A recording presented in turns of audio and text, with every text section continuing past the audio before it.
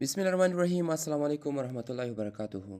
دوستانو په دې ویډیو کې به تاسو دا زده کړئ چې د خپل د میک بک لیپټاپ کغه میک بک ایر یا میک بک پرو اوسي دغه د سټوریج ډیوایس معلوم کړئ چې دا اس اس ډي ده یا ایچ ډي ډي ده. نو راځم دلته به زه یو ټایټل ورکړم د خپل ویډیو ته چې صحیح پرې پوه شئ. په دې ویډیو کې به تاسو دا زده کړئ چې how to check system storage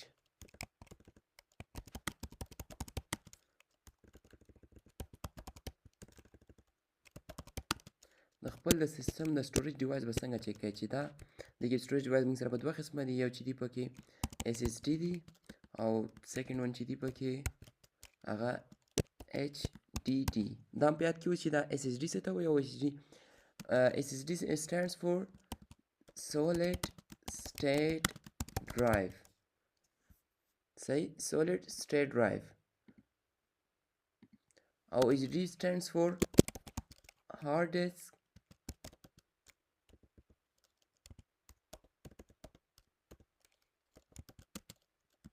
drive.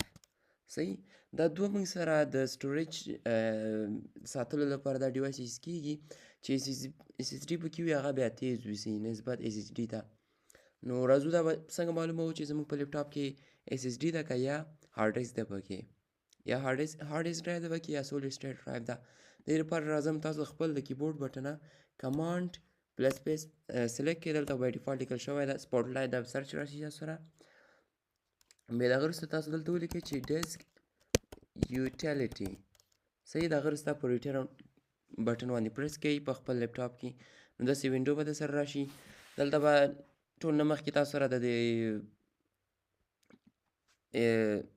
دې کوم اس اس ډي د دې نوم در سره راشي اپل اس اس ډي APO 256 کیو میډیا.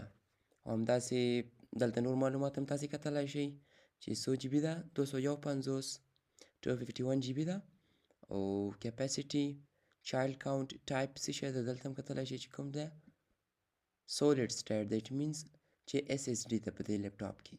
که دا چېرته ایچ ډي ډي وه نو بیا به لیکلي وو چې ایچ ډي به لیکلی وو. صحیح شو. همداسې لیکلی شئ چې لیدلی شئ لوکیشن یې کوم ځای ده او کنیکشن پارټیشن میپ او سمارټ سټیټس ویریفاید. نو اورال زموږ د دې ویډیو مقصد او مراد همدا و چې د خپل د لیپټاپ سټوریج ډیوایس به څنګه معلوموو چې دا اس اس ډي ده او یا ایچ ډي ډي ده. دا و د نن ورځې درس. امید لرم په درس باندې پوه شوي. که بیا هم په کوم ځای باندې نه یې پوه شوي له ما څخه په کمنټ سیکشن کې پوښتنه وکړئ. انشاءالله خپل کوشش کوم چې پوره صحیح ټول نه ښه ځواب درکړم. تر بلې ویډیو الله حافظ.